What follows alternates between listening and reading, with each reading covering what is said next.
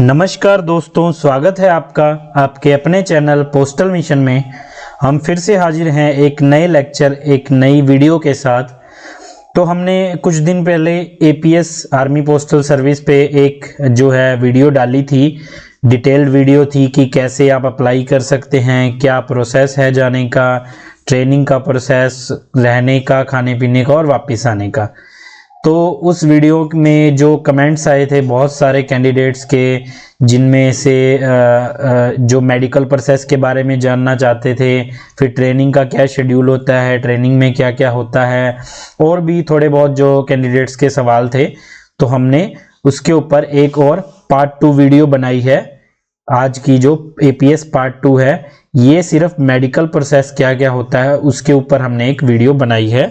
और हम आपको बताएंगे कि जो एपीएस में मेडिकल का जो प्रोसेस है जाने से पहले, उसमें क्या कुछ चेक किया जाता है, कैसे होता है। तो पहले देखते हैं, ये एपीएस मेडिकल प्रोसेस है।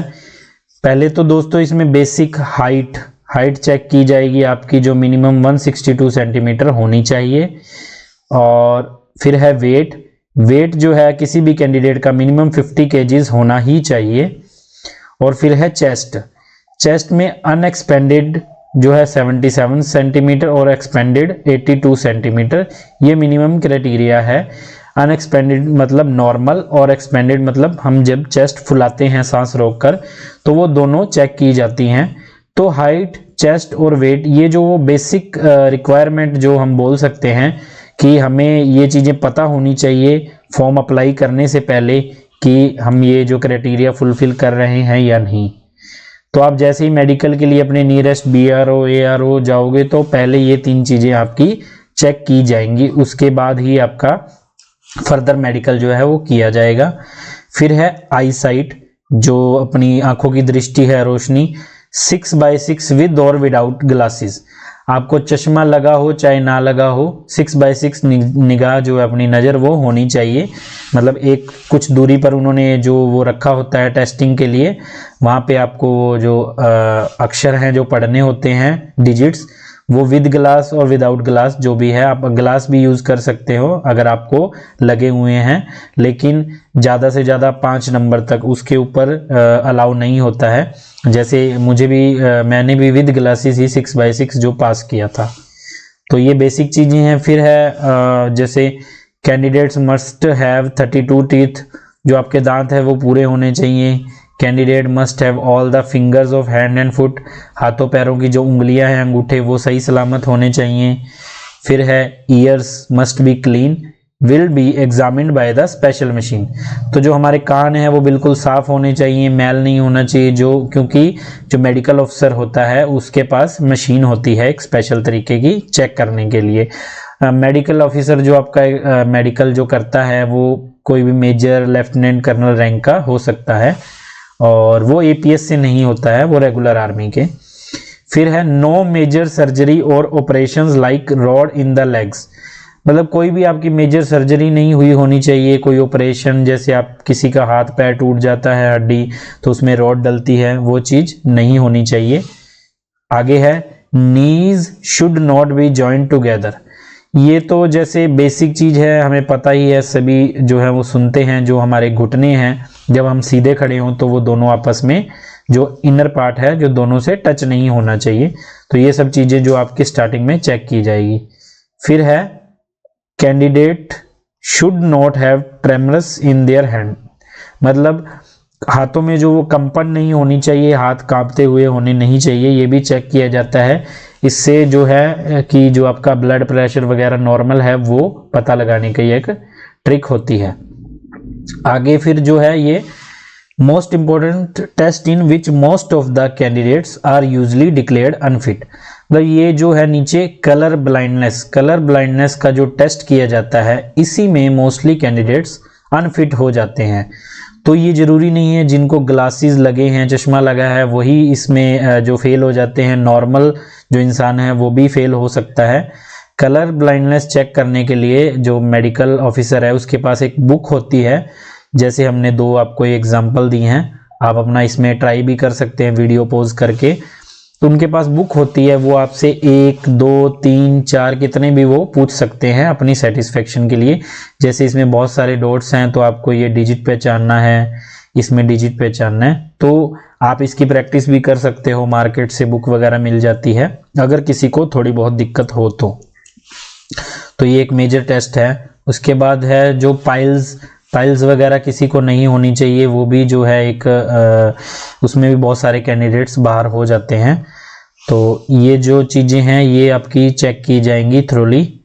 उसके बाद ये हमने एक ideal height and weight chart जो इंडियन आर्मी का होता है, इसमें इतनी हाइट से शुरू होकर आपकी क्या एज है उसके हिसाब से मिनिमम वेट और मैक्सिमम वेट, तो ये एक क्राइटेरिया है जो रखा हुआ है इंडियन आर्मी के लिए।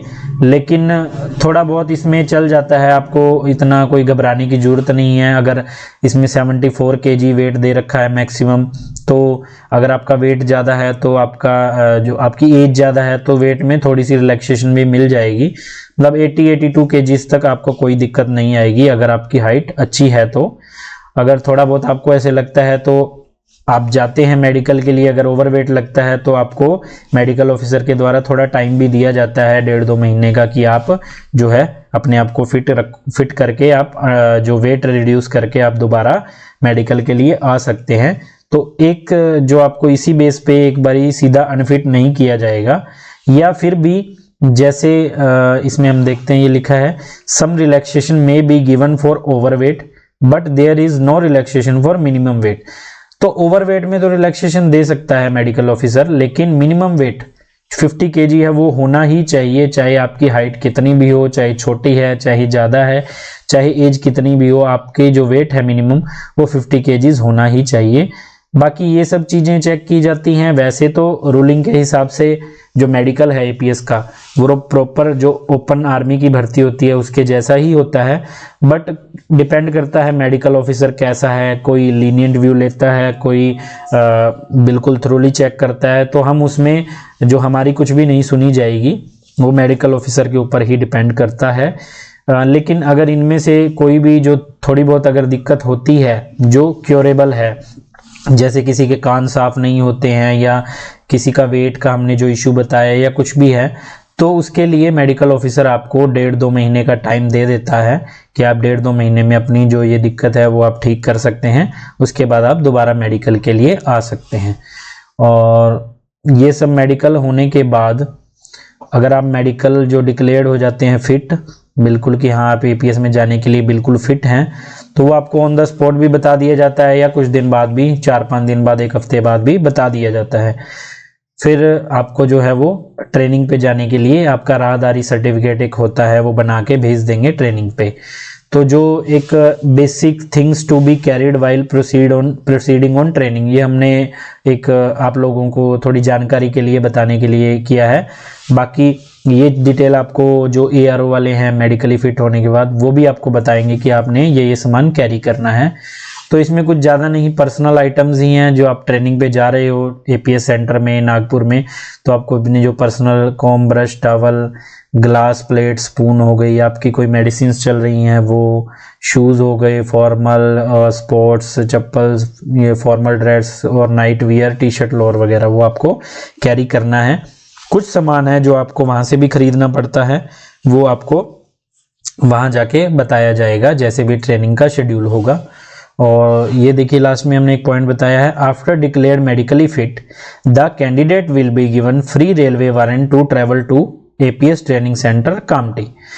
तो जो एआरओ से आप जो भी सिटी में आपका मेडिकल हुआ या जो भी आपका ड्यूटी स्टेशन है, तो आर्मी द्वारा आपको ड्यूटी स्टेशन से नागपुर तक का रेलवे वारंट दिया जाएगा, जो कि आप फ्री में अपनी रेलवे की टिकट उससे ले सकते हैं। तो जिस दिन से आप मेडिकली फिट हो गए उस दिन से आपका सारा खर्चा है जो वो आर्मी के द्वारा ही उठाया जाता है। तो ये भी एक बहुत अच्छी सुविधा है। तो ये जो मेडिकल का प्रोसेस हमने बताया है आपको, ऐसा ही कुछ मेडिकल होता है जो मेडिकल ऑफिसर होते हैं वो बाकी अपने जो सेटिस्फेक्शन के ऊपर है उनकी कि वो कैसे आपका मेडिकल करते हैं। तो अगर आपको इनमें से कुछ चीज़ लगती है आप इम्प्रूव कर सकते हो या ठीक कर सकते हो तो आप कर सकते हैं, आपके पास सफिशेंट टाइम होगा। और फिर भी आपको इससे रिलेटेड कोई भी आपको क्वेरी होगी, क्वेश्चन, डाउट, कुछ भी आप कमेंट बॉक्स में लिख सकते हैं या फिर हमें नीचे दिए गए नंबर पे कांटेक्ट कर सकते हैं कोई भी टाइम पोस्टल मिशन की टीम को। और इसके बाद पार्ट 3 हम जो ट्रेनिंग का शेड्यूल है, ट्रेनिंग का क्या क्या प्रोसेस होता है, क्या क्या जो है पूरे दिन का जो रूटीन होता है वो हम बताएंगे पार्ट 3 में। और जो भी दोस्तों के कमेंट्स में क्वेश्चन आए थे वो भी हम नेक्स्ट पार्ट में आपको बताएंगे। तो तब तक के लिए हंसते रहिए, मुस्कुराते रहिए। धन्यवाद।